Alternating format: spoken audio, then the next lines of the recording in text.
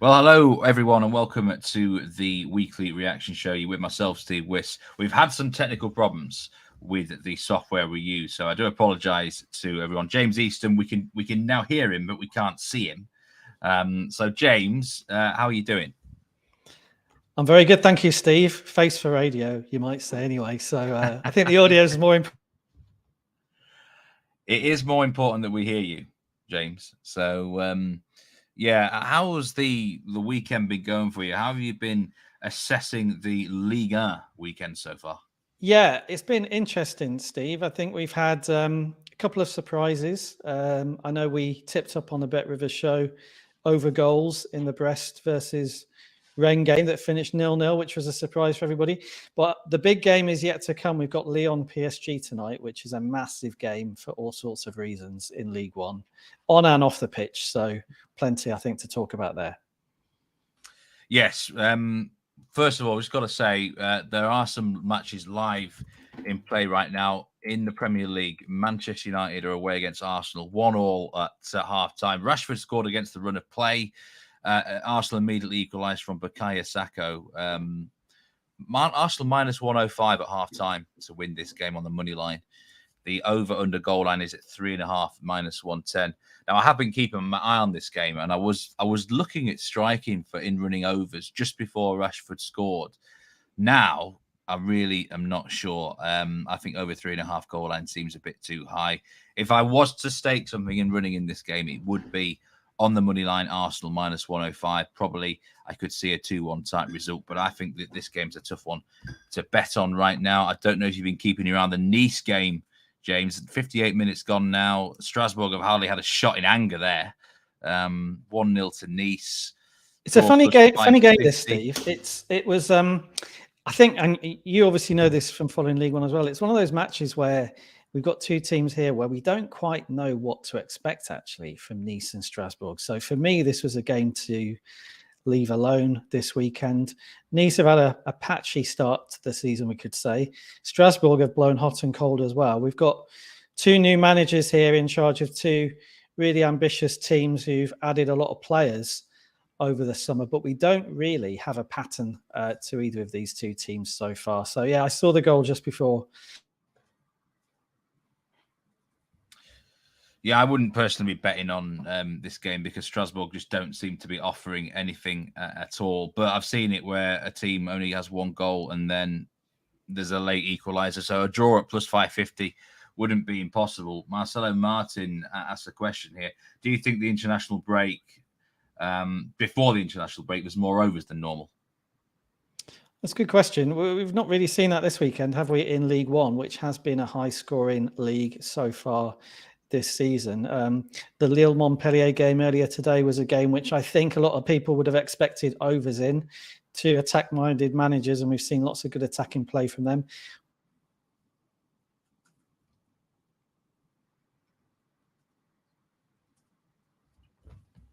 Strasbourg. Yeah, I think it's. I personally don't think so. I think it can, before an international break, especially the first one of the season, I don't personally tend to put any weight on the fact that it's the final round of games before this international break, personally speaking. Yeah, it's a tricky one indeed. I never like this round, often because players have come into teams, there's transfers in and out of clubs, that sort of thing. So I'm never usually a big fan of this particular round. There is another live game going on in the leagues that we are following on the Bet Rivers network. Union Berlin against Red Bull Leipzig. It's 0-0 at half time. A very important match for the European show this week. It's going to determine who wins the head-to-head contest between Will White and RJ. RJ needs goals. He needs 3 of them in the second half, to be exact. And I'll be honest, I've had my eye on it and not much is going on. Over/under goal line is 1.5 at half time. I'd probably have to go under based on what I've seen, but football can be a game of two halves. Let's talk about Ligue, James. And there's been a huge transfer recently. Randall Kolo Muani to PSG for roughly £100 million. What do you make of this move? Does it move PSG into a new dimension? Yes, I think it does. So there are two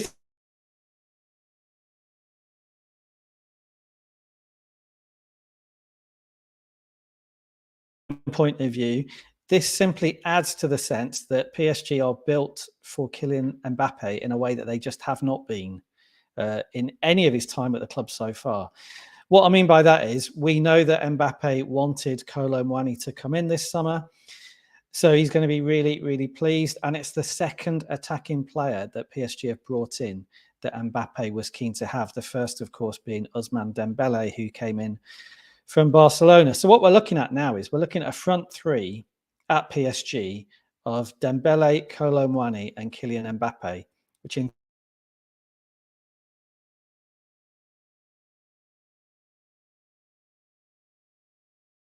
he's going to be happier than he's ever been looking at the way that it's set up.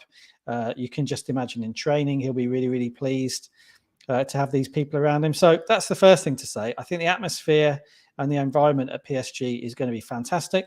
And then on the pitch, funny thing is, Steve, I don't know what your view on this is, but we're not actually sure that Kolo Muani is going to be a guaranteed starter at PSG for the simple reason that they've already brought in Gonzalo Ramos this summer. So in theory, you've got two centre forwards here vying for one position, which isn't really a bad position to be in if you want to be an elite European club.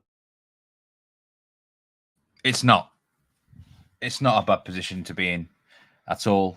They're going to fight it out and see who gets in the team. But on the face of it, you're asking, does it take them into a different dimension? I think it just makes it even more obvious, I think, that they'll win the French League this year. I suppose the question long-term is, does it make them a better bet for the Champions League, where they're sixth favourites? Well, we'll just have to wait and see how it goes, won't we? Minus 333 PSG for the title now. Is that an absolute guaranteed wheelbarrow job, full of cash, load on?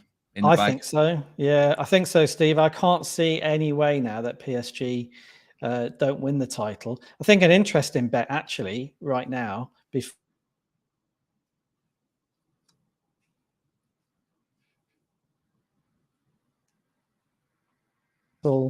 Milan and Borussia Dortmund. I saw it billed by some media as the group of death after the draw took place the other day. I'm not so sure about that. I fancy PSG to win that, and they're plus 125 to win that group. I know the other three teams are big name teams, Milan, Dortmund, and Newcastle United.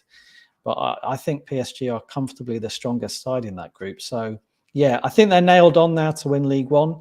If I was looking for a pick on PSG at the moment, I'd be more inclined to look at them to win that Champions League group, because I think that's something that we'll see happen. Yeah, it's really interesting. They wanted a striker last summer, and now they finally got kind of the man that they require, and he's French, of course, which is important in terms of the UEFA restrictions for squads. That really helps PSG. He's a player that is much coveted across Europe, so I don't think they've necessarily overpaid with that price. There's a match tonight, James, in France, Lyon against PSG. I'm really hot on PSG for this game, I must say. I really like the idea of them. I've got a feeling you might be as well. Yes, I think there's been money. Just saying, there's been money for Lyon, though, in the last couple of days. Why do you think that is? Hard to say. Well, first of all, Kolo Muani won't be playing tonight. He's not involved in this game. He does have a slight injury problem. So would that be a factor? Maybe. But it's hard to know why there'd be money for Lyon. They've had one of the worst weeks off the pitch that I can remember. We've got the former owner of Lyon arguing publicly with the current owner of Lyon, and the manager, Laurent Blanc, caught in the middle. So it's very hard to know why there would be money on a Lyon side who have had a terrible transfer window generally. They've lost Bradley Barcola, one of their star players.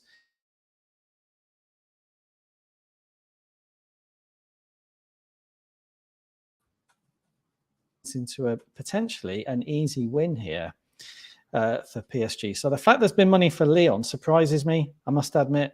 I think everything here is set up for Paris Saint-Germain to get 3 points. Yes, they're away from home, but that shouldn't really be a factor. They've got good team news. They've settled into a sort of rhythm over the last 7 to 10 days. We saw them win very well against Lens last weekend when they won 3-1. And Lyon have got a stack of problems and for me, a very average starting 11 this season. So I'm surprised at that. I'm very surprised. I don't really see any reason why. I mean, 2 days ago you could get PSG -1 Asian handicap at -133, and now it's close to even money. And I've no idea who's backing Lyon, why you'd want to back Lyon. No, it befuddles me. It really does. There's nothing that would suggest the home team are going to stay close to them here. They might put in a performance sort of against the odds, and the crowd maybe might get behind them, but it's more likely to be the other way. I think the Lyon crowd might struggle a little bit. So I wouldn't be interested in Lyon at all. No, one other factor, Steve, as well, we've not mentioned on this game is that Alexandre Lacazette. I think we just lost you there, James, a minute. Lacazette, you were saying? He's not playing tonight. He's suspended. He won't be involved in the game. I mean, you can argue Lacazette is as important a player in League One as we have, in that without him, Lyon have got such a lack of quality in front of goal. It's hard to see them scoring, isn't it, against PSG tonight without him? Because PSG have defended very well. I know it's something you flagged up. They're a much better defensive side, it appears, this season. So, yeah, I just feel Lyon without Lacazette, PSG with some momentum after the win against Lens last weekend. I think it's set up tonight, isn't it, for Paris to get the 3 points? I think it is. And, I'm not even going to overthink this one. PSG -1 Asian handicap. It is one of my strongest plays of the week. Just staying in Ligue, because I've had a few questions from people, friends, but also those who are into soccer. Monaco have had a surprisingly good start in Ligue this season. Are they a legitimate threat for the title? Are they a legitimate threat for the top 3, would you say? Or is it just a question of it's too early to really say? Yeah, I think it is too early to say. They have done better than I thought they would. First of all, I've got to say that they've started really strongly. Are they contenders for the top 3? I mean, we said in our preseason show, didn't we, Steve? It's pretty open in League One behind PSG. You've got 6. It is very open, I must say. From 4 games. I think the one thing that's really stood out for me is just how good they've been going forward. I think 13 goals they've got in 4 games. It's more than I expected. And, from a betting point of view, what's interesting is that they've had 8 different goal scorers so far. I mean, 8 different goal scorers in 4 games it's incredible. You've had defenders getting on the score sheet and wing backs getting on the score sheet. So it's been very much a team effort from Monaco. We've obviously got Balogun, who was the big money signing last week, who came in from Arsenal for 35 million euros, something like that. He came on as a substitute this weekend, so we've obviously got much more to come from him.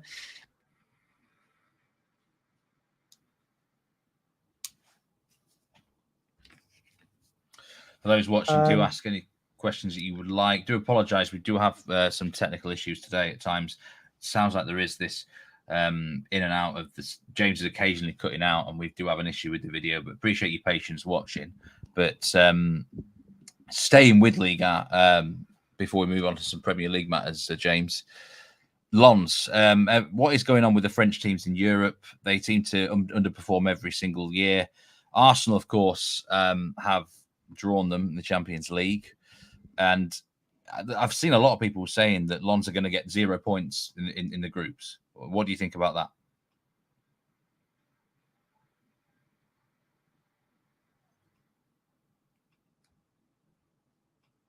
Obviously the strongest side in the group.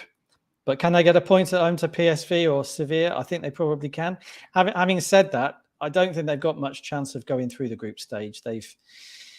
Listen, it's a tough group. They're rated the weakest side in that group. If you look at the prices to either win it or to finish top 2 with Bet Rivers, they're obviously behind Arsenal in the rankings, but they're behind Sevilla and PSV as well. So it's going to be a big challenge for them to be competitive in that group.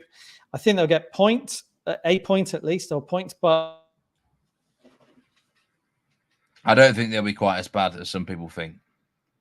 I must say, I don't think they'll qualify either. I don't even think they'll necessarily be off the bottom of the group. But Yeah, I get. There's a lot of negativity about French sides in Europe because Lille nearly got knocked out by Rijeka in the Conference League in midweek. I don't know what it is about French sides in Europe. They just don't seem to perform enough.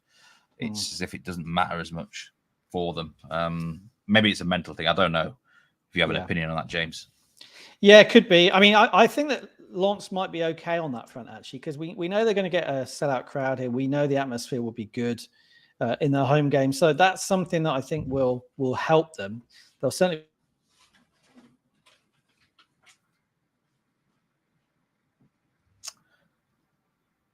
really playing in Champions League standard football. So I think in the end, that's going to be where they get found out. Will White asks, isn't there a Shrewdy we know who's backing them to qualify? We shall have to wait and see about that one. There will be a Bet Rivers Champions League outright and futures show coming your way this week. Hopefully it might be out on Tuesday. I'll be on there. So will White and Daniela Fischer-Keller will be getting involved in that show. So do keep your eye out for it. Arsenal Man United has kicked off the second half. Goal line getting towards that 3.25 territory, which might be of interest to some people. I can't believe it'll end 1-1 here. The Manchester United away kit. I keep thinking I'm watching Newcastle, by the way, today. It's absolutely. I don't like it, James. I don't know what you think about it, but yeah, it's not my eyes are falling out. Not my cup of tea either. There've been some. I must admit, there've been some third kits I've already seen this season that I am not a fan of. I don't know if that is old age, but yeah, I'm not quite sure what's going on with some of these designs. Yeah, something isn't quite right. We stay in the Premier League now because two or three things I want to talk about, and the big talking about Spurs. Everyone's on about them. Ange Ball. Exactly how highly do we rate Tottenham Hotspur right now? Are they for real? They're into as short as plus 162 for a top four finish. We actually talked about Spurs on the show last week, myself and Rory Barlow. We both agreed they were maybe a little bit of value. They've gone and beaten Burnley 5-2. There was a lot of skepticism, wasn't there, about Ange Postecoglou? I think the conception is anyone can win at Celtic as a manager, and then sometimes it's hard for managers to adapt fully. But I mean, they have looked good, I must say, James. What do you reckon? Just plus 162. Would you bet on them to finish in the top four in the EPL?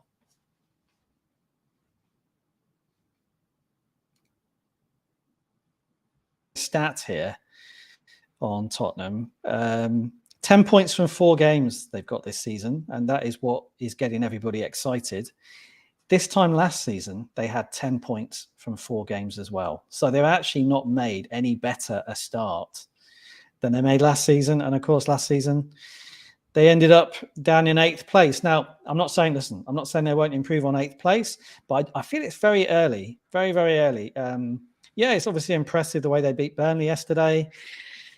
They beat Man United, although my view of that game was I think they were a little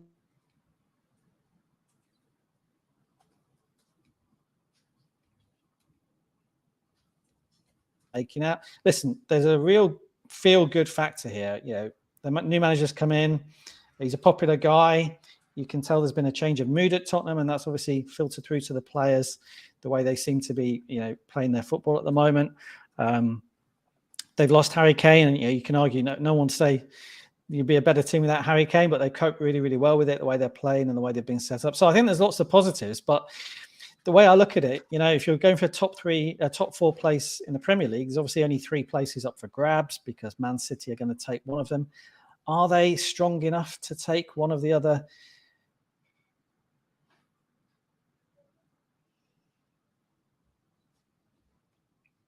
There has been a goal, as Will White said it in the Union Berlin against RB Leipzig game, 1-0 there. Javi Simons has scored. PSG player now, of course. Again, back on loan in the Bundesliga. Big goal for Leipzig. Be interesting to see if more goals do kick on in that one. In terms of Spurs, my personal thought is I just think it's too early to get involved because there's so many teams that could finish in the top 4 this season in the EPL, in my opinion. Yeah. There really is. I mean, Newcastle, we're going to talk about them now because just after week one, they were cut into 16-1 to win the Premier League. And now they're as big as 50-1 to win that. And they're plus 200 to be in the top four. I just look at Newcastle, though, and I wonder, have they just had some really tough matches? Man City away, Brighton away, Liverpool at home. You know, Villa at home is not, I mean, they beat them easily. That's not the easiest game, is it, in the world? Are Newcastle now a bit underrated? I think so. That's 4 tough games, Steve. You're absolutely right. I looked at those fixtures. You know, all 4 of those are hard games. The fact they beat Villa easily doesn't change the fact it's on paper. That's a tough match. So, yeah, I think there's been an overreaction here. I think, you know, they brought in a couple of new players, maybe taking a little bit longer for those players to fit into the system than they would have liked.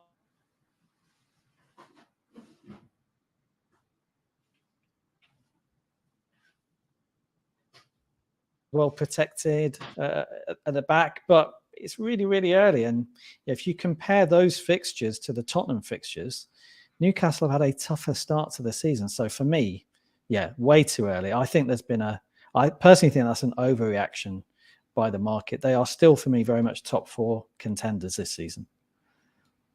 Absolutely massive chance for Man United against Arsenal. Marcus Rashford should have put United back into the lead. Plus 400, you can get them on the money line in running.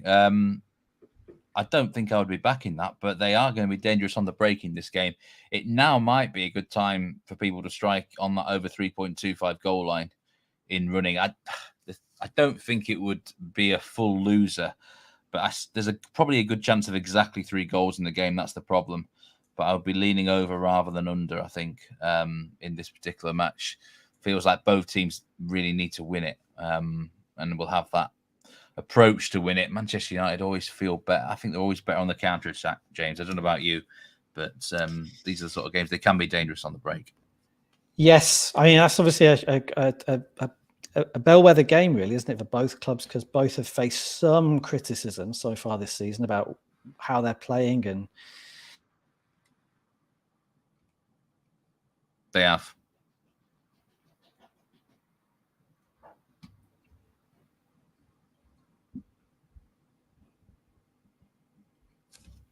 Looking into the relegation market in Premier League, Burnley are now being backed a little bit.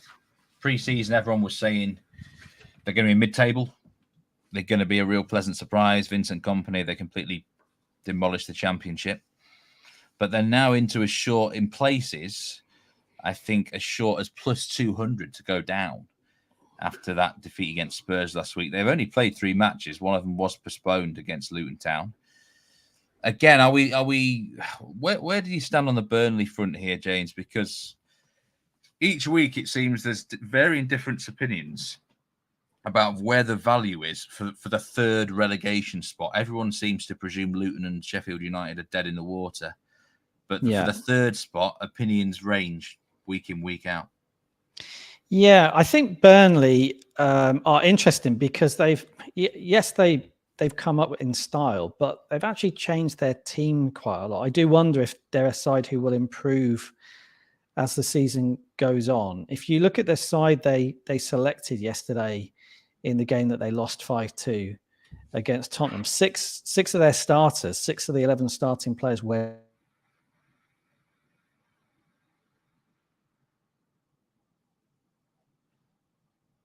it's not a different team to the one that won promotion, but there's been a lot of turnover there of players that the manager Vincent Kompany wants to be using. We've got a couple of players who have come in who weren't involved yesterday. Masengo, the young French midfielder, has been a late transfer signing as well. So I just wonder if he's playing a long game here, Kompany. Not that he would expect or want to lose games early on, but whether he's building a side to survive over the course of the season.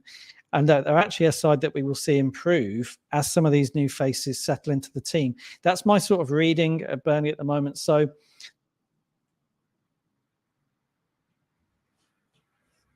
as we were talking about Burnley's 2nd goal for Nice against Strasbourg, one of my favourite guys, Terem Moffi on the score sheet. Strasbourg have been terrible in this game. That is now 2 away matches where they've offered absolutely nothing under Patrick Vieira. This is a problem. This is a criticism he's had when he was at Palace. And I don't think much has changed here at Strasbourg. Take them on away from home, from what I've seen in the first 2 matches. Terrible. They've not even had a shot on target, James, in 80 minutes. Yeah, I must admit, I've got the game on here. They're not offering anything, are they? There's a lot of work still to be done there. They've brought in a lot of players, and obviously they've got the partnership with Chelsea now. Yeah. There's certainly more pressure on it. Arsenal with a massive chance of the penalty, perhaps, for Arsenal. A penalty has been awarded in the Arsenal-Man United game. The referee's pointed to the spot. It will go to VAR, but this looks like a foul to me on Martinelli. So a big chance here for Arsenal to go ahead in the game. Looked like a penalty to me on the board. So for those who've took the overs in running, they'll be hoping this gets converted, James. Yes.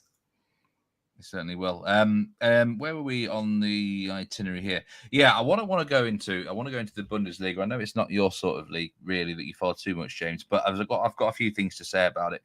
Borussia Dortmund, in particular, I know they've cost a lot of bettors this season, whether it be on handicaps, goals, things like that. They're still unbeaten, but they blew a 2-0 lead against Heidenheim, newly promoted Heidenheim. I think it's one of the smallest teams in the Bundesliga, and it had to settle for a 2-2 draw. And I've heard a lot of disgruntled bettors go on to me moaning about Borussia Dortmund. It's interesting, they're in this Champions League group with Paris Saint-Germain, of course, and it's a tough group with Newcastle as well. At the moment, I don't see how Dortmund get out of it unless they really start improving their play, because it's clear they've missed Jude Bellingham massively. It's actually going to go to VAR, this penalty. Probably going to get rescinded. Anthony Taylor is coming over to the monitor, and this is going to be a no penalty. Oh, the drama of VAR. But Borussia Dortmund, how do you think they're going to fare in the Champions League group, James? It's a tough group because at the moment they're just not firing in the Bundesliga. Yeah, it's not a league I watch very much, so you'll have a better idea than me about the detail of the problems there. But yeah, I saw a couple of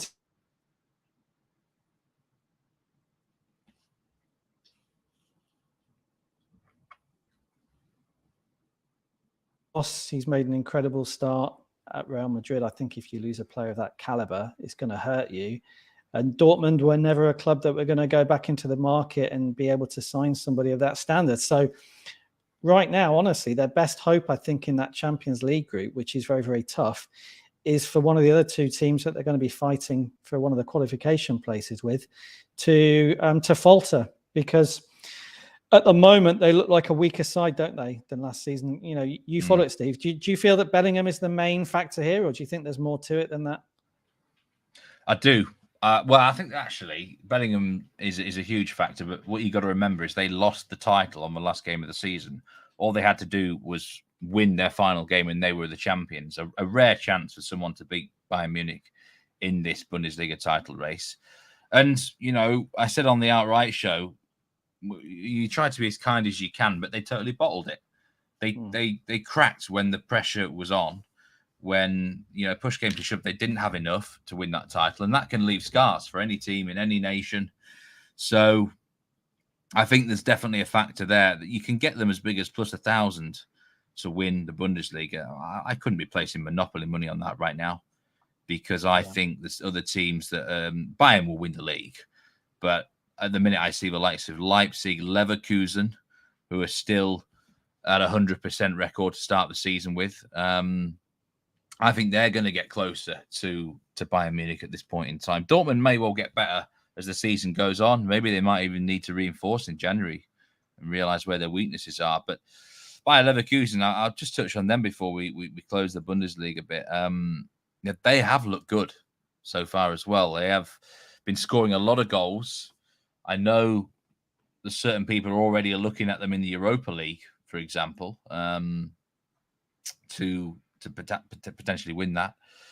But they've caught a good start. And I think in this league, you've got to be able to score a lot of goals, and they've clearly got goals in them. But it's going to be a big ask to shake off Bayern Munich. Bayern Munich now with Harry Kane just have that extra dimension, and he basically replaces what Lewandowski was. Yeah, and if you look at the market, Steve, Kane to be top scorer now in the Bundesliga is minus 182. It's short odds, but you're almost tempted to back it, aren't you? Because he looks absolutely nailed on to be top scorer in that division. I've actually betted against him pre-season. I had a piece of Sebastian Aller, who looks awful right now. I don't know what's happened to him, but he's just one of them periods where a striker is just so cold. He doesn't look like scoring. He's not even getting in the right positions. It befuddles me, really. That minus 181 on Harry Kane is basically betting on that he doesn't get a serious injury. Yeah. Yes. I think he could probably even win it even if he had a month out. But as long as he doesn't get a serious injury, you're going to cash now with Harry Kane because it's just so obvious. Like you said, there is almost a temptation to back it. Yeah. Yeah, and if you look at the way they've set up these early weeks of the season, 4-2-3-1, the service he's been getting from, Leroy Sané, Musiala, Kingsley Coman, Thomas Muller off the bench. He must be absolutely loving it on the pitch. It's just a fantastic team to be part of, isn't it, if you're a centre forward? It is. The goal line now in the Arsenal-Man United game is over under 3. What I don't like about VAR is even when they get the right decision, it interferes with the game.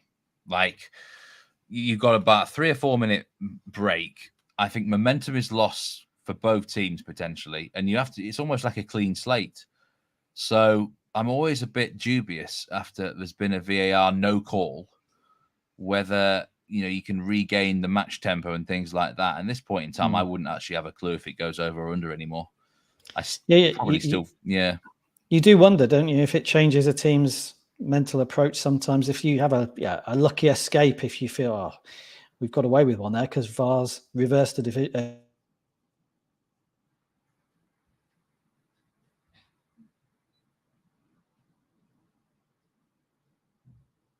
Yeah, you do wonder. It's a tricky one.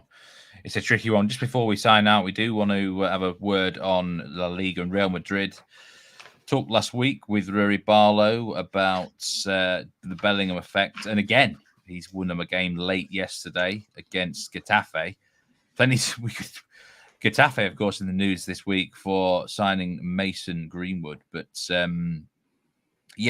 Jude Bellingham at Real Madrid seems to be the missing piece. I know you follow European football in detail. Is he a sort of player who can make Real Madrid again become perhaps the centerpiece of European football in time? Ballon d'Or winner. He's that level of footballer. I think what's interesting is that he's actually replaced Karim Benzema, really, in this side. Now, they're obviously very different players, but I want to give a shout out here to Rory Barlow, who covers Spanish football for us here on Bet Rivers. He tipped Bellingham pre-season to get over 6.5 goals, which was, it was odds on, but I think it was available at minus 139 because he knew that they were going to use Bellingham as a number 10. If you look at the fact he's got 5 goals already, this is a tip that could cash before the. It's a great bet. Through attacking the penalty area like a second striker. So, yeah, can he make them a top team in Europe again? I think he can. I think what's interesting from a betting point of view with La Liga is, will they take their eye off the ball in the league when the Champions League starts? Because we know just how important that competition is to Real Madrid. And maybe they'll stop. Maybe they'll drop a few points in the league when the Champions League starts. But so far, they've looked like the winning machine that we know they can be. They've not necessarily played the most exciting football, I don't think, in the Liga so far, but Bellingham certainly is. It's a results business, isn't it, ultimately? And Carlo Ancelotti is one of the best managers for that. They do it. Yes, they've always had skillful players, but their focus on winning has always been top of the tree, hasn't it? So Bellingham certainly has that mentality. And in that sense, he's the perfect fit. He's come in and slotted straight into that side, hasn't he, in that number 10 role? So hugely impressive to be doing what he's doing at such a young age. It's remarkable, really. He's an unbelievable player and is a fantastic signing. I mean, imagine if they had got Mbappe as well. Maybe in time they will. Yeah. I think that would be an absolutely lethal duo, really, for Real Madrid. And Rui Barlow, absolutely right. I think that was a great pick pre-season. That should cash probably before the end of September now. I think he just needs 2 more goals. So as long as Bellingham avoids breaking his leg or something, then Rui can take that cash all the way to the bank within a couple of months. So it's one of the best outrights you'll ever come across, actually, isn't it? Yeah, it's fantastic. In fairness, that's why you get the extra cutting edge here on the Because We Win Bet Rivers network, and it's still 1-1 here in this Arsenal game. Nice 2, Strasbourg 0, heading into the extra time now. It's 92 minutes. Strasbourg have been terrible. That's my big take out of today. Away from home, not interested in them even scoring goals whatsoever. I think they're a disgrace. Still 1-0 to Leipzig in Berlin. Union Berlin just with a 0.13 expected goals in that game.